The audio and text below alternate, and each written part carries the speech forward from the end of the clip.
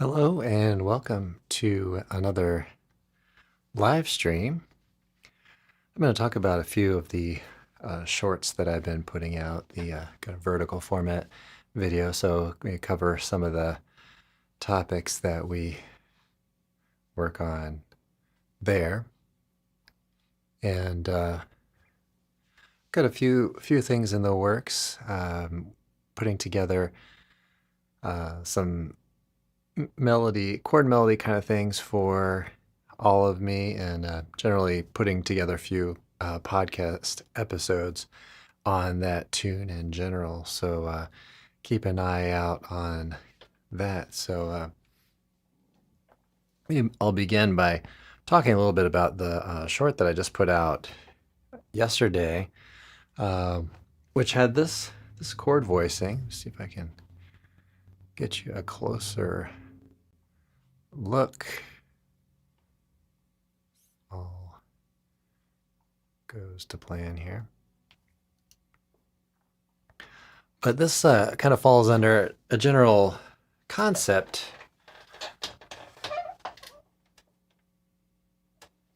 that I'd recommend following, which is to take basic inversions and work out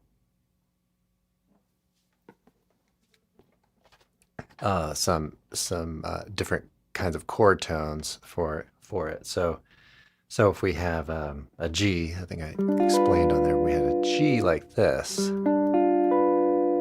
which is kind of like really one of your basic kind of chords, a D7. Up in this position, it's G7, and if you've ever played the ukulele, that would be,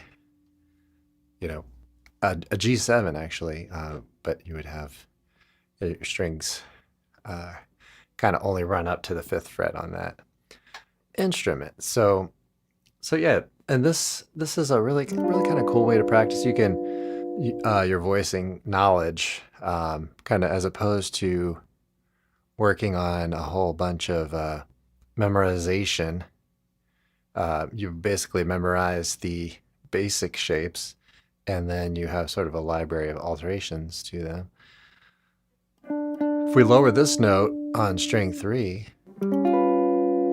we get a flat 5 or a sharp 11. Right?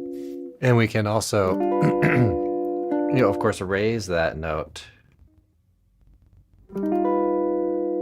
Sharp 5 or flat 13. So I had a lot of questions about this in the last few weeks on naming. So really just sort of a chord out of any, context of tune, it's sort of what's called an enharmonic difference. So it's just what you name it at that point. And just experiment, how far can you go up? Now on guitar, some things are just not real practical. So I'm not even going to try to play this, I don't think, because I'm just barely reaching that. But just knowing that it's there is also a kind of element. But that's where you get kind of some interesting voicing choices, like this note I was trying to reach up here. It's a lot easier to reach, not easy, but easier if you take that root note up a whole step. So you kind of keep the core elements, or the kind of what are oftentimes called shell voicings, and then you try to alter other things, and you can leave out the root, because you could have a rootless chord voicing, and that may have to do with whether or not you're playing with a bass player, or what beat of the measure you're on. Like if you're playing just solo guitar, you might play the root note on beat 1, and if that harmony lasts there for 4 beats or a measure or a couple of beats, then you can step away from the root kind of bound voicings and move into some other things. But this is a big project for folks out there, but take all the inversions and be able to replace the root note with a 9 and the 5 with the 11, sharp 11, flat 13, 13. And also especially for dominant 7th chords, be able to replace the root with a flat 9 as well, and a sharp 9, sharp 9 as well. So yeah, so you can let's say we had, right, get some pretty kind of interesting sounds. Maybe I'll switch back. Right, so if you took this voicing and you played around. Now I will give a little word of caution. If you're playing like chord solo melodies and harmonies and things like that, this can work really well. Oftentimes for comping, you might want to keep the 3rd and the 7th as your lower type voicings, but to be really thorough and create movement in your chord playing, I would highly recommend doing this with all inversions. So yeah, so that's kind of a cool thing. So mix and match, and that's kind of half the fun of it, right? You could have a 9 with a flat 13. So that's kind of cool. But this is the one that I mentioned in the talk there. So welcome your comments. Can I play Smoke on the Water? Yeah, I mean, I can play that. But I'm not generally going to be doing that many requests, but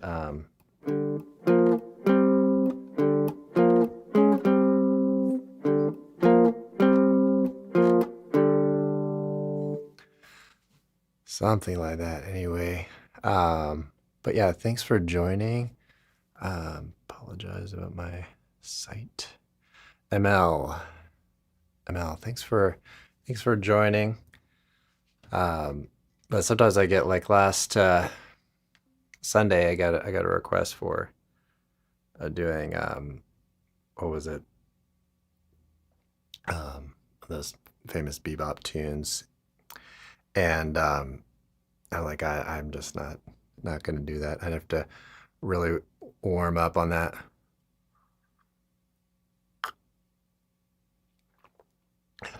Hello, Don. Thanks for joining.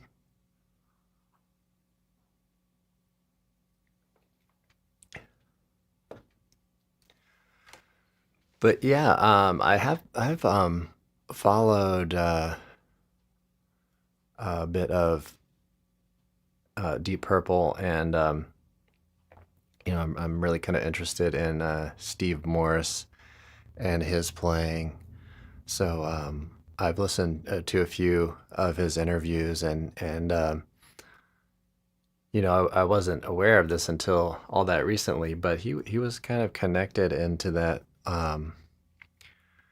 that sort of Florida scene back, I guess it would be in the 70s, with Jocko and Pat Metheny.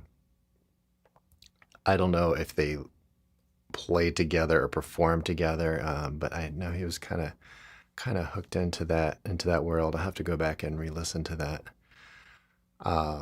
Yeah, thanks for the compliment on the guitar. This is kind of my all-arounder.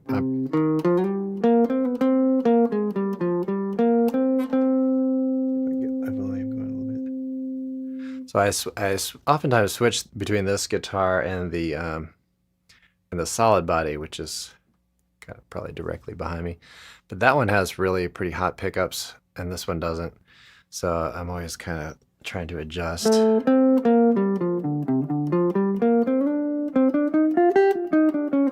Tom Petty. I didn't know he was from Florida, but I know that he was. I knew that he was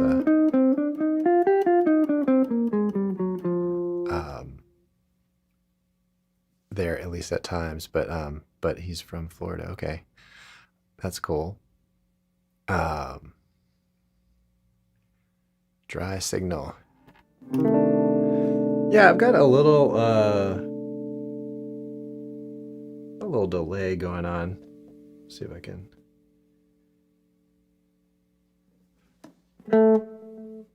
You can kind of hear it a little bit. And I like to turn off the microphone when I kind of generally play on the live streams and stuff, but when I'm talking, going back and forth, it's kind of becomes impractical. But this is what it just sounds like direct.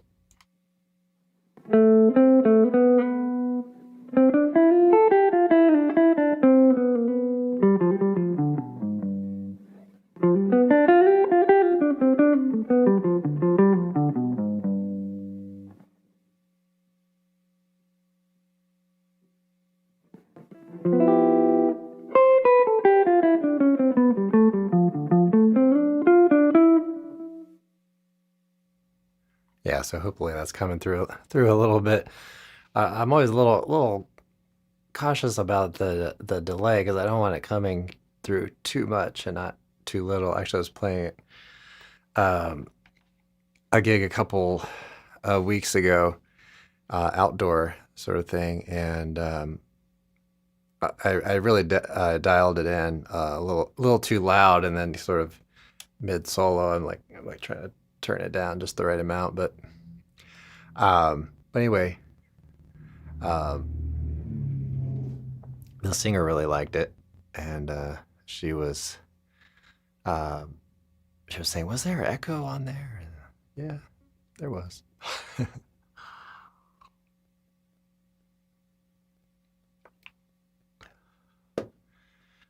Interested in Autumn Leaves? Yeah, Autumn Leaves. I've got some videos on the channel on that. I did an arrangement on that one a ways back.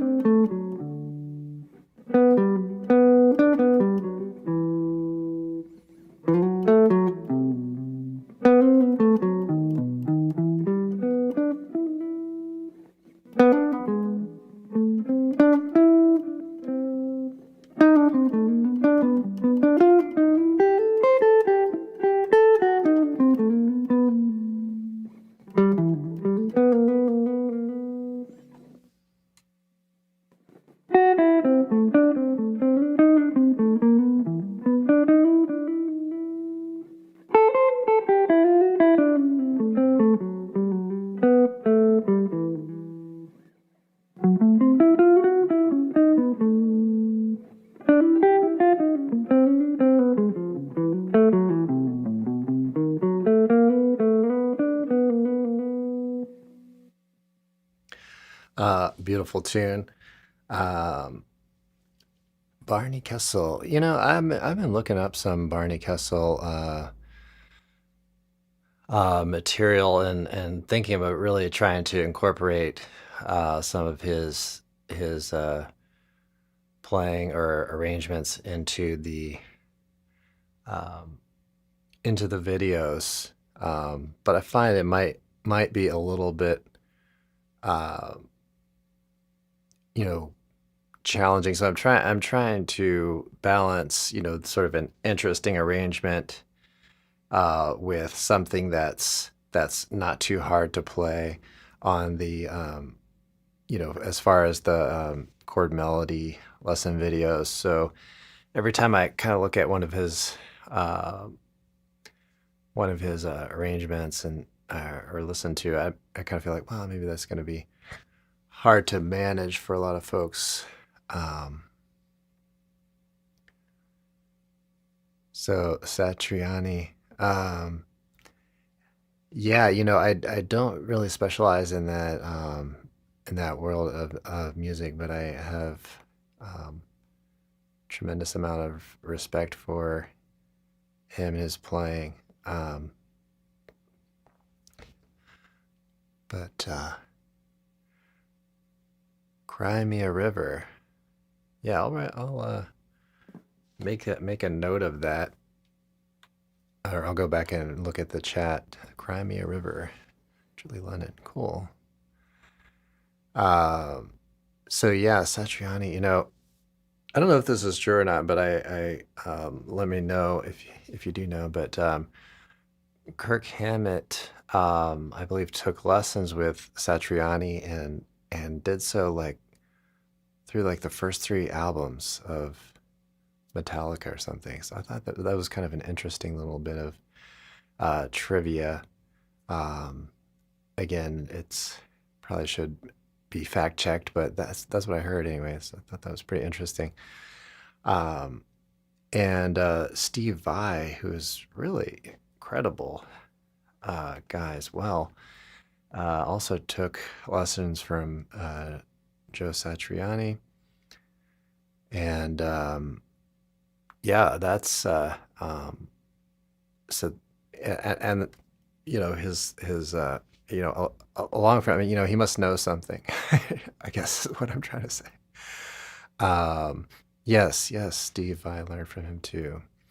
And Steve Vai he's really got some really cool visuals as well as his audio. It's really kind of neat. Like I was watching a video of his, and there's like, I don't know, it must have used green screens or something, but there's like him over here and then him over here, and then kind of disappears here and there, and just really like striking music videos. Very, very kind of cool. And that is a really interesting history with him and Frank Zappa. As the story goes, I believe he was writing out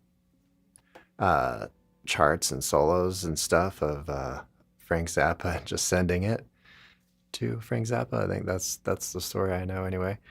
And ended up, in the band. So that was pretty cool. And I was watching a interview of him on his, I guess, audition with the band, and Frank Zappa was increasingly challenging him and said something like, now play this phrase at a 7/8 reggae feel, and so that's pretty wild. And I think he made his best effort at it, and I think just about walked out and discouraged, and feeling he didn't make it happen. But Frank Zappa said, "You're in, man." So, yeah, definitely quirky.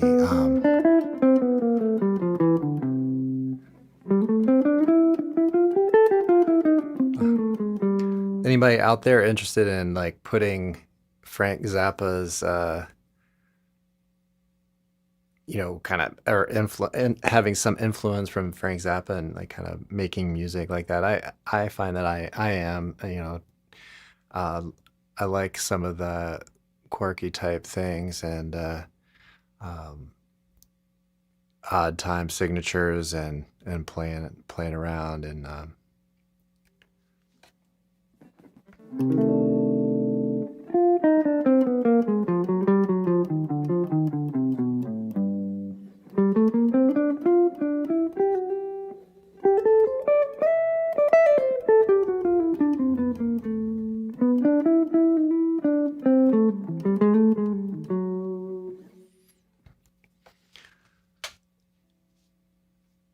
all right, everybody. Cool. Yeah. Joel, welcome.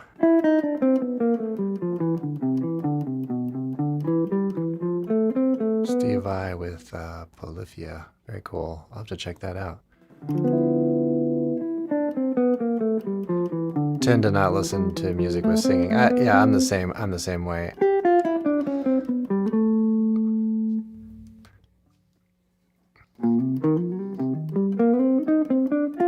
It's interesting, kind of what Matheny did with vocals. Having voice, but having not any words, right?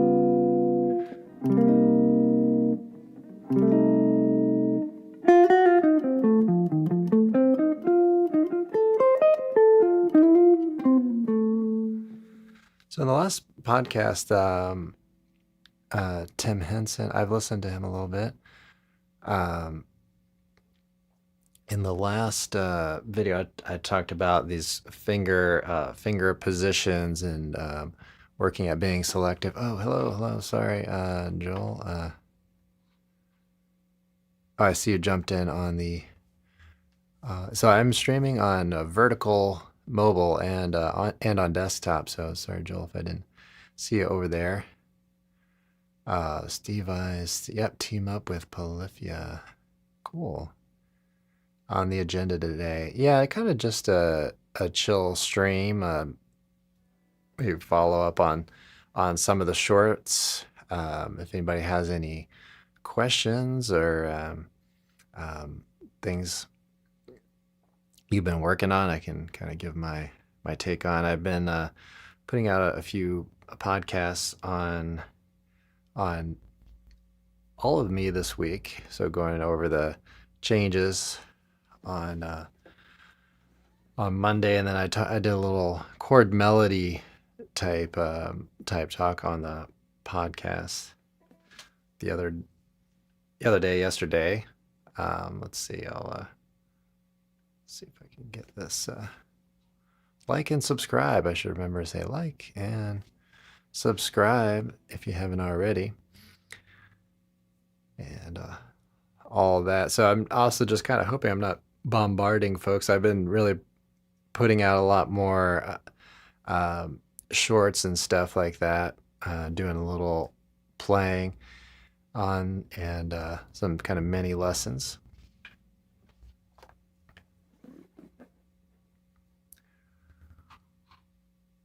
All right.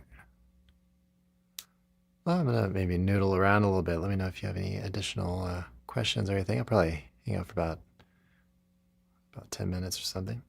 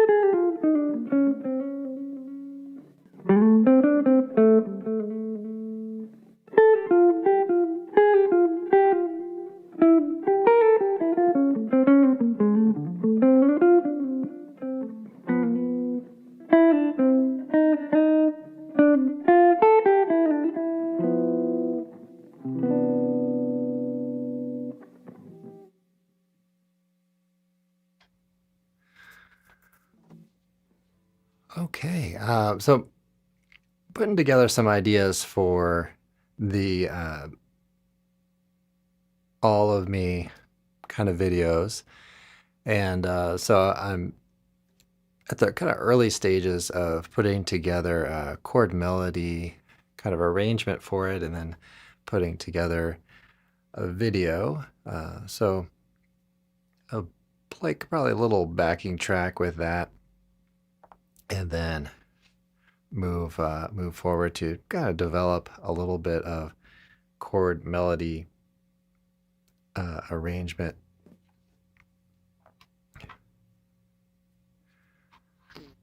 on that. So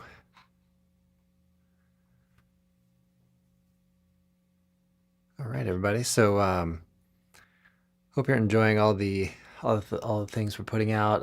Last week I put out a video on minor blues exercises.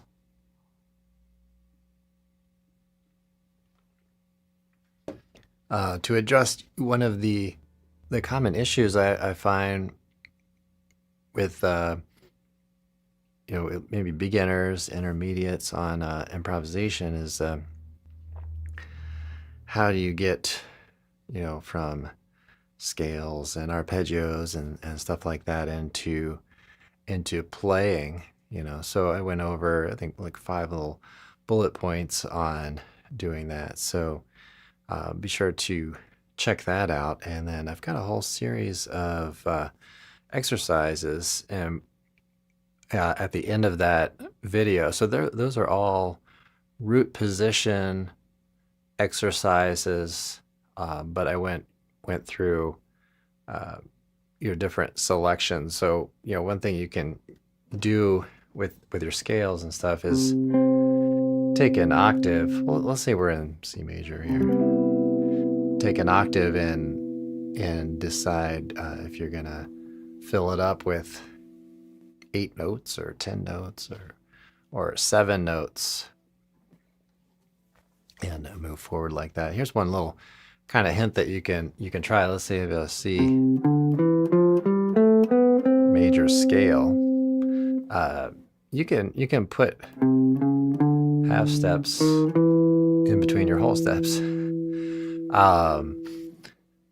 Now the 4 is gonna feel a little bit dissonant, but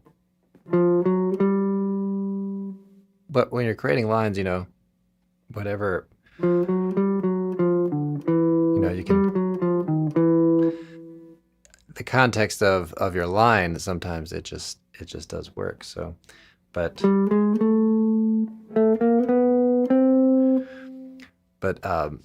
bebop type scales can be really kind of helpful. 8 notes, so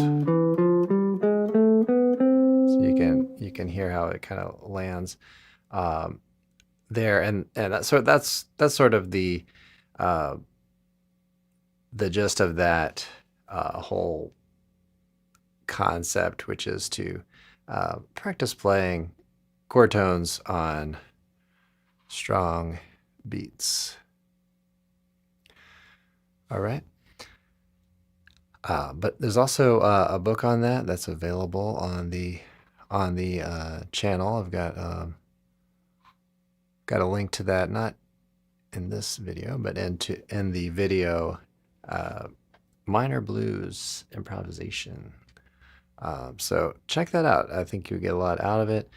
It does have the different inversions as well as the root position. So it has basically 3 more sets of exercises that I didn't go into in the video. All right, everybody. Well, I'm gonna call it a day here for today, but thanks for joining. I do appreciate all of your chats today. Thanks for that. And I'll be back on Sunday. I should be back on Sunday. Not necessarily for certain, but in all likelihood. And so check me out there this weekend. But who knows? Depending on the schedule, maybe I'll do Saturday or Sunday. I'm not sure. But keep an eye out for that. All right, everybody. Well, I do hope you have a great practice session today, and thanks for your suggestions and all that. I will see you all in the next one.